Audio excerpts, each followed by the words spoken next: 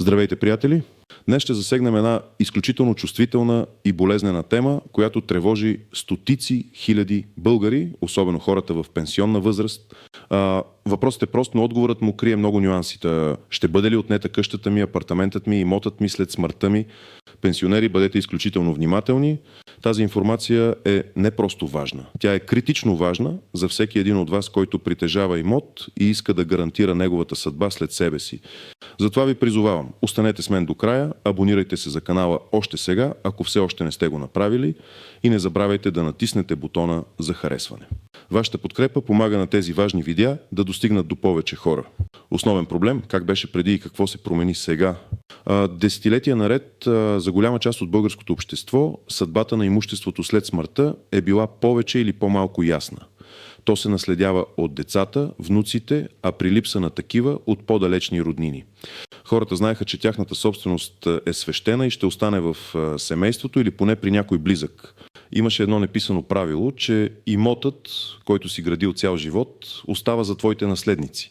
Ситуацията и общественото възприятие обаче претърпяха значителни промени през последните години, а с тях и потенциалните рискове. Светът става все по-сложен, хората са по-информирани или по-скоро по-объркани от множеството пропуски в информацията, а демографските процеси в България създават нови предизвикателства. Все по-често виждаме случаи на хора, които остават без преки наследници или пък техните наследници са заминали в чужбина и са загубили връзка или просто не се интересуват от наследството.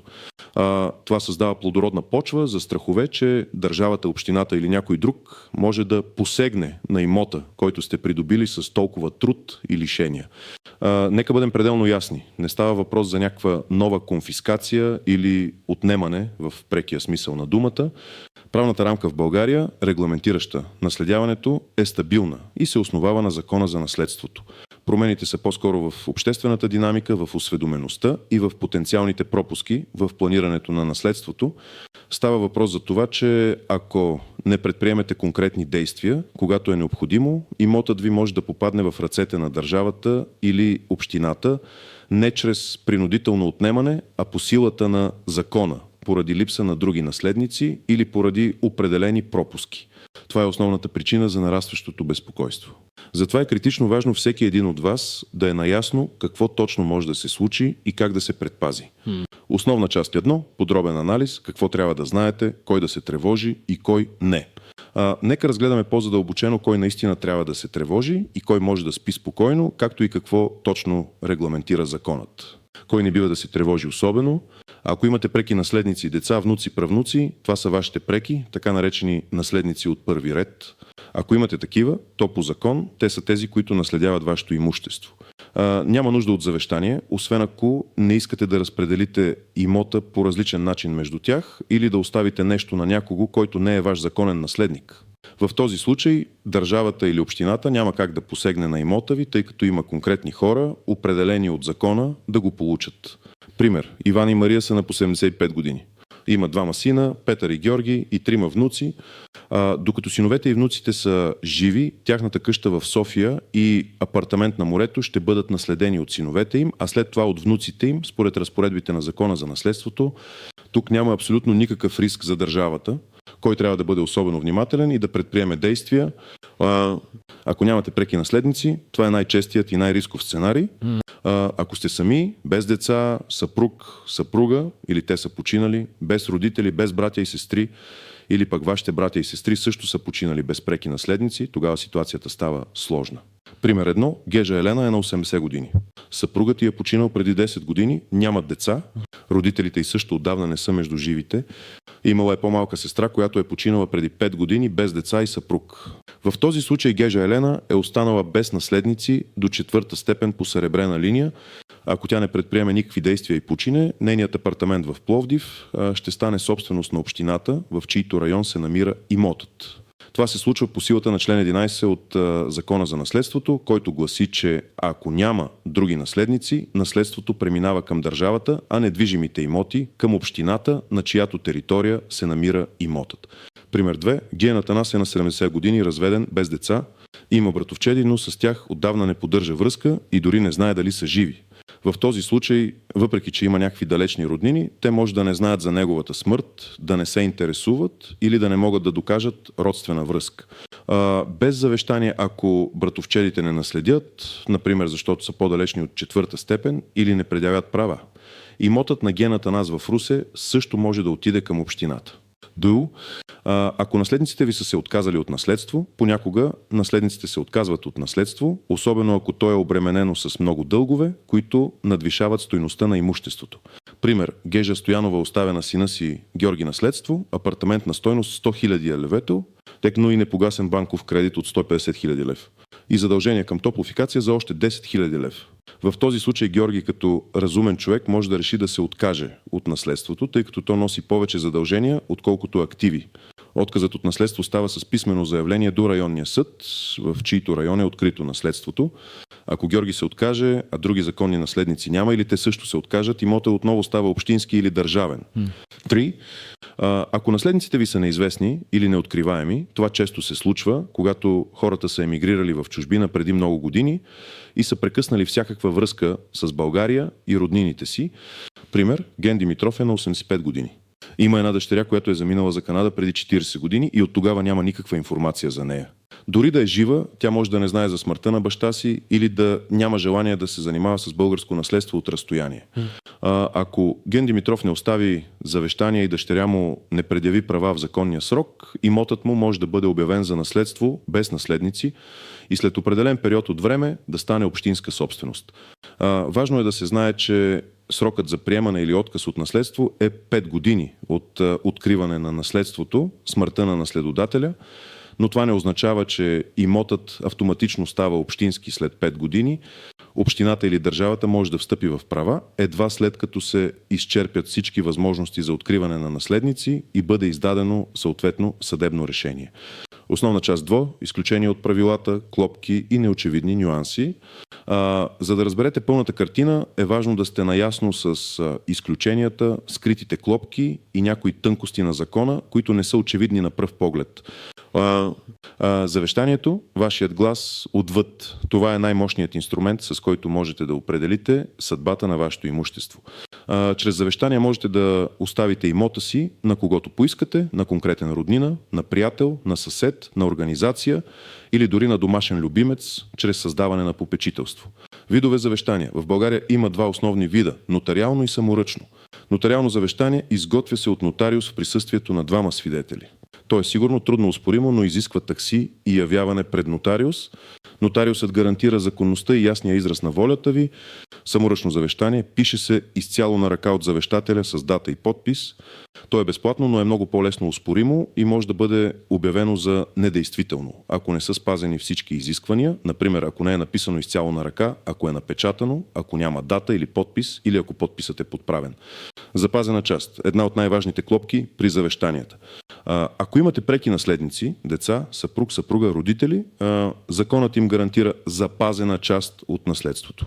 Това означава, че не можете да завещаете абсолютно цялото си имущество на някой друг, ако имате такива наследници. Запазената част е процент от наследството, който се определя от броя и вида на наследниците. Например, ако имате едно дете, то има право на 1/2 от наследството като запазена част. Ако имате 2 или повече деца, те имат право на 2/3 от наследството като запазена част. Ако завещанието нарушава запазената част на някой наследник, той може да го оспори в съда и да си върне полагащата му се част. Това е чест източник на спорове и съдебни дела.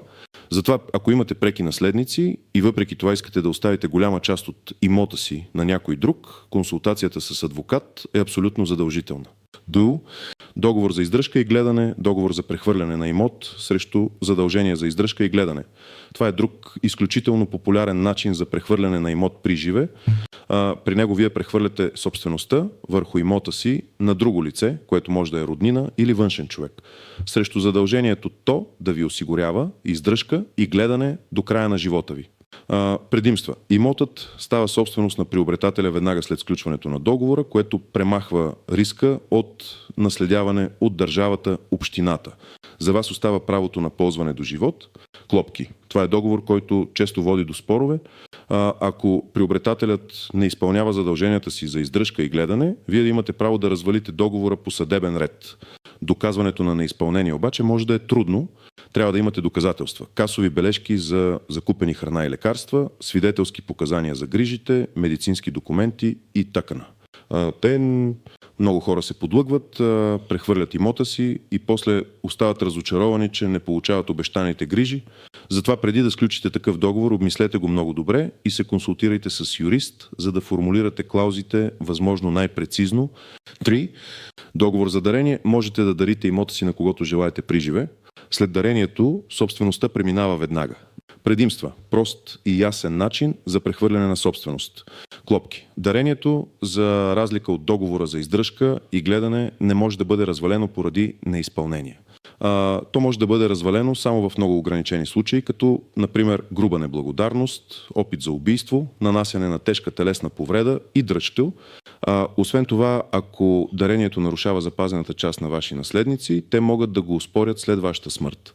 Това означава, че дори да сте дарили имота си, ако имате преки наследници, те пак могат да предявят претенции към имота, ако дарението е засегнало тяхната запазена част. Срокът за оспорване на дарение е 5 години от откриване на наследството, ако се претендира възстановяване на запазена част. Право на ползване, узуфрукт. Независимо дали прехвърляте имота си чрез продажба, дарение или договор за издръжка и гледане, можете да запазите за себе си правото на ползване до живот. Това означава, че вие продължавате да живеете в имота и да го ползвате, въпреки че собственик вече е друго лице. Това ви дава сигурност и е силен инструмент за защита. Важно е това право да бъде изрично вписано в нотариалния акт. 5. Непогасени задължения на починалия. Това е една от най-честите причини наследници да се отказват от наследство. Преди да приемете наследство, винаги проверявайте дали има натрупани дългове към банки, към комунални услуги, ток, вода, парно, данъци, такси, кредити. Наследството включва както активи, имоти, пари, така и пасиви задължения. Приемайки наследството, вие приемате и всички дългове, които могат значително да надхвърлят стойността на имуществото. 6. Загуба на документи. Оригиналните документи за собственост, нотариален акт, са изключително важни. Ако ги загубите, възстановяването им е възможно, но отнема време и усилия. Затова ги съхранявайте на сигурно място. Добре е да имате копия, но за всяка сделка са необходими оригинали. Практически съвети, специфични стъпки какво да направите.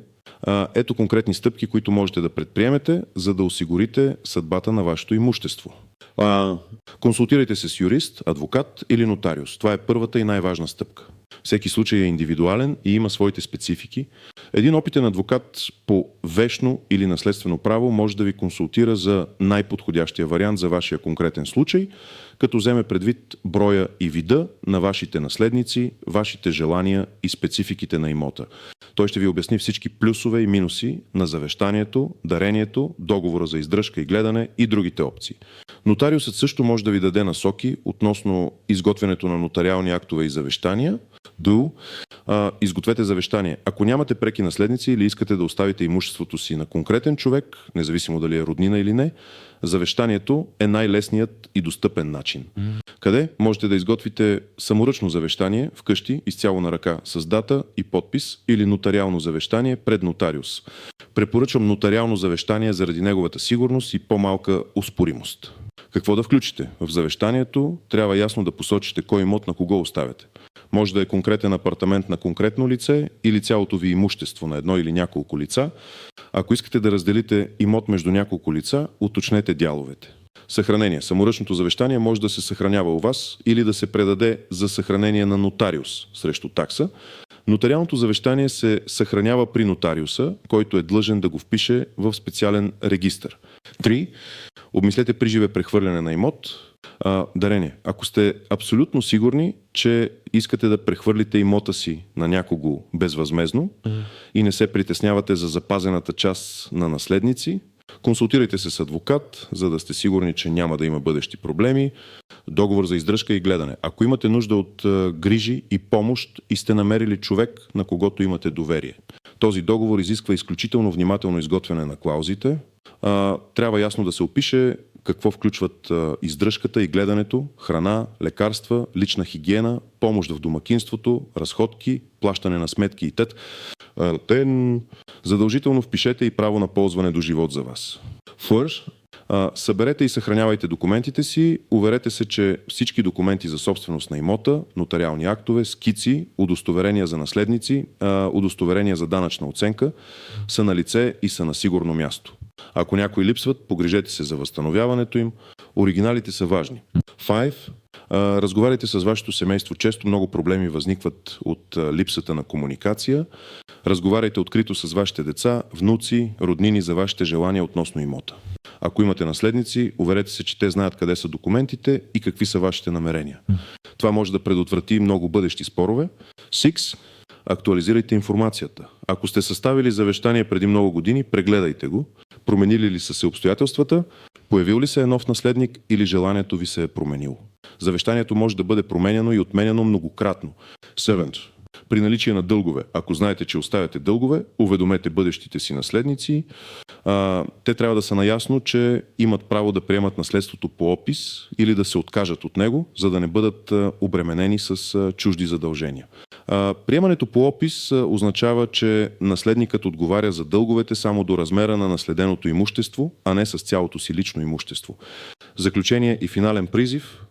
Както видяхте, въпросът дали вашата хата ще бъде взета след смъртта ви не е толкова плашещ, колкото изглежда на пръв поглед, стига да предприемете адекватни действия. В повечето случаи, когато има преки наследници, имотът остава за тях.